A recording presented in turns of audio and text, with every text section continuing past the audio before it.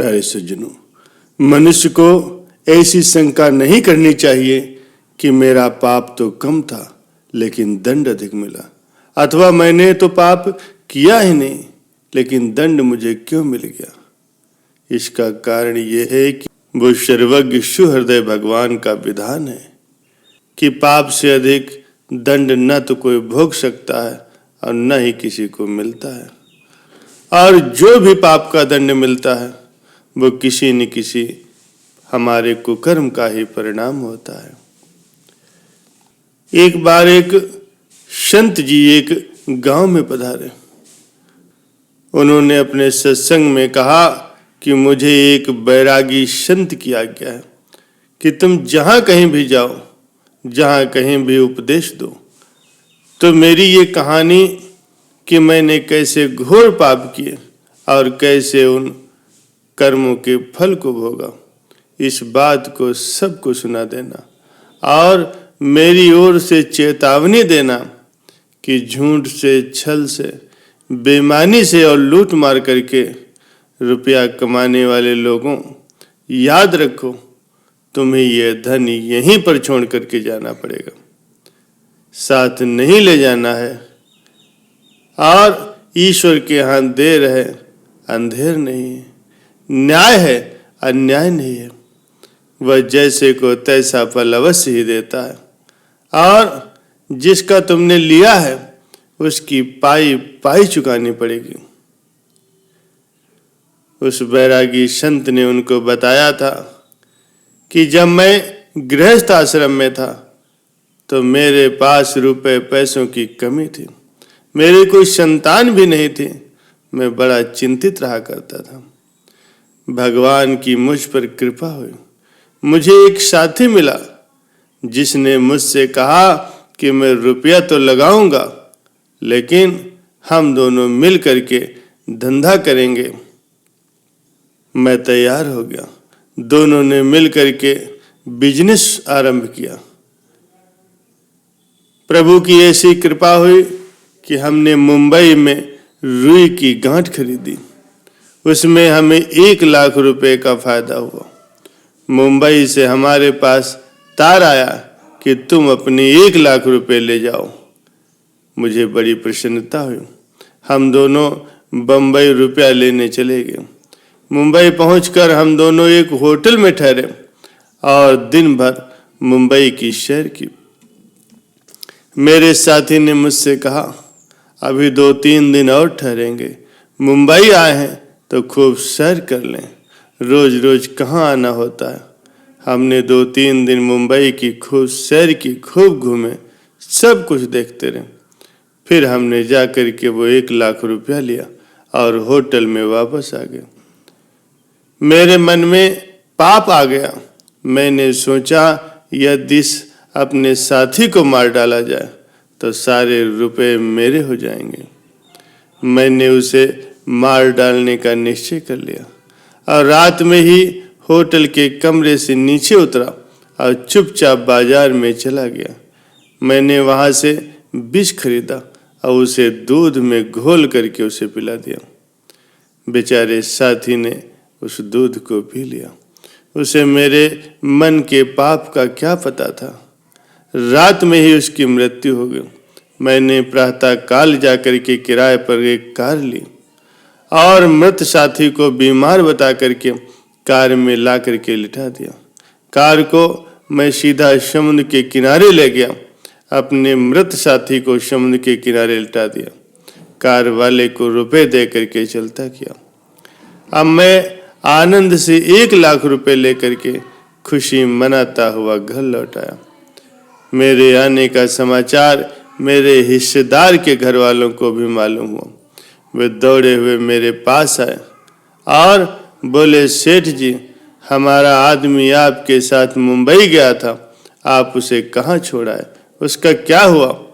मैंने झूठ मूठ का रोना आरंभ कर दिया और बड़े ही दुख भरे शब्दों में शोक प्रकट करते हुए कहा कि भाई, उसे मुंबई जाकर के हैजा हो गया था, उसका बहुत इलाज कराया लेकिन वो मर गया।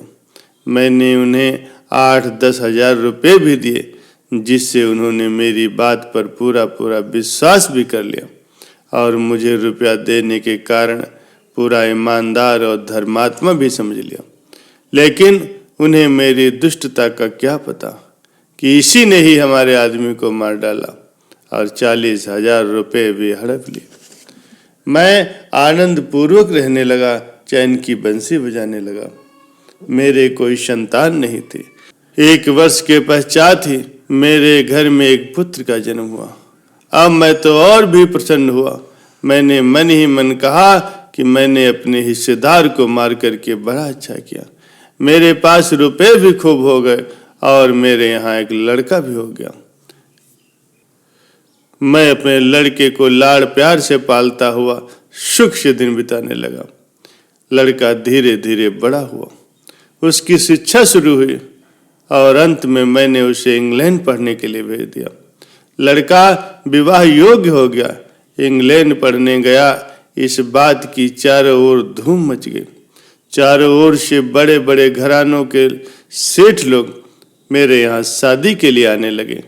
कोई कहता कि 20,000 रुपया ले लेना, कोई 50,000 पहले देने की बात कहता। मुझे पूरा पूरा विश्वास हो गया कि 1,00,000 रुपए तो सगाई में ही मिल जाएंगे, बाकी के विवाह में अलग से मिलेंगे। आखिर लड़का बिलायत से पढ़ कर के आया था। एक दिन वो रात में ही उसे बुखार हो गया। मैं बहुत घबराया। मैंने बहुत बड़े डॉक्टर को बुलवाया और उसे दिखाया। डॉक्टर ने कहा, सेठ जी चिंता की कोई बात नहीं, ये रात में जगा है, न सोने के कारण इसे बुखार हो गया, उतर जाएगा। उसने दवा दी और चला गया। सुबह देखा तो 104 डिग्री बुखार था। अब तो मैं और घबराया। थोड़ी देर के बाद देखा तो बुखार 106 डिग्री निकला। मेरे होश गुम हो गए। मैंने शहर के बड़े बड़े प्रसिद्ध डॉक्टरों को बुलवाया और लड़के को देखा। सब ने लड़के को देखा। मैंने उन्हें 500-500 रुपये भी दिए। सब ने अच्छी प्रकार देखने के बाद कहा, सेठ जी ये लड़का बचेगा नहीं, इसे 6 रोग हो गया। मैं घबराया और रो रो करके डॉक्टरों से कहा कि चाहे जितना रुपया खर्च हो जाए इसकी कोई चिंता नहीं, लेकिन मेरा लड़का बचा लो। डॉक्टरों ने सलाह करके कहा कि इसे स्विट्जरलैंड ले जाओ, वहाँ इसका इलाज कराओ तो शायद ये बच जाए, और कोई उपाय नहीं। मैं उसे स्विट्जरलैंड ले गया और वहाँ 1 वर्ष तक रह करके लड़के के इलाज में रुपए लुटाता रहा। अंत में 1 वर्ष के पश्चात वहाँ के डॉक्टरों ने भी जवाब दे दिया और कहा कि तुम्हारा ये लड़का कुछ ही दिन और जिएगा, बचेगा नहीं। मैं अपना माथा पीटता रोता धोता लड़के को लेकर के अपने देश अपने शहर में वापस आ गया। घर वालों रिश्तेदारों को मिलने वालों को मालूम हुआ तो सभी लोग उसे देखने आने लगे। मृत्यु का समय नजदीक आ पहुंचा। मैं 2 घंटे पहले रोता धोता सिर पीटता हुआ लड़के के पास आया। उसकी तरफ मुंह करके आवाज दे करके कहा, बेटा जरा आंखें तो खोल। उसने मेरी आवाज सुन करके एकदम से आंखें खोली और हंसा। लड़के को मृत्यु के मुंह में जाते समय हंसते देखकर मेरे आश्चर्य का ठिकाना न रहा। मैंने रोते हुए उसके हंसने का कारण पूछा, बेटा तुम हंस क्यों रहे हो? लड़के ने कहा, पिताजी आपने मुझे पहचाना कि मैं कौन हूँ? मेरी ओर गहरी दृष्टि से देखो, मुझे पहचानो, मैं वही तुम्हारा हिस्सेदार हूँ जिसे तुमने धोखे से मुंबई में जहर दे करके मार डाला था। मैं अब तुम्हारा पुत्र बन करके वापस आया हूँ। मैंने अपना सारा रुपया पाई पाई वसूल कर लिया है। अब मेरे तुम पर सिर्फ 500 रुपये शेष बचे, उन्हें मेरे क्रियाक्रम में लगा देना। अब मैं तुमसे विदा लेता हूँ। इतना कहते ही लड़के ने प्राण त्याग दिए। मैंने जब गहरी दृष्टि से देखा तो मुझे प्रत्यक्ष ही उस लड़के में अपने हिस्सेदार का चेहरा दिखाई पड़ा। मैंने रोते धोते उसे ले जा करके उसका अंतिम संस्कार किया और फिर मैं लौट करके घर वापस नहीं गया। मैंने जंगल का रास्ता लिया और मैं सन्यासी बन गया। बुरे पाप कर्मों का फल कैसे भोगना पड़ता है इसका प्रत्यक्ष प्रमाण मैं तुम्हारे सामने हूँ। प्यारे सज्जनों, क्या बुरे कर्म करने वाले, पाप की कमाई करने वाले लोगों की इस घटना को सुन करके भी आंखें नहीं खुलेंगी?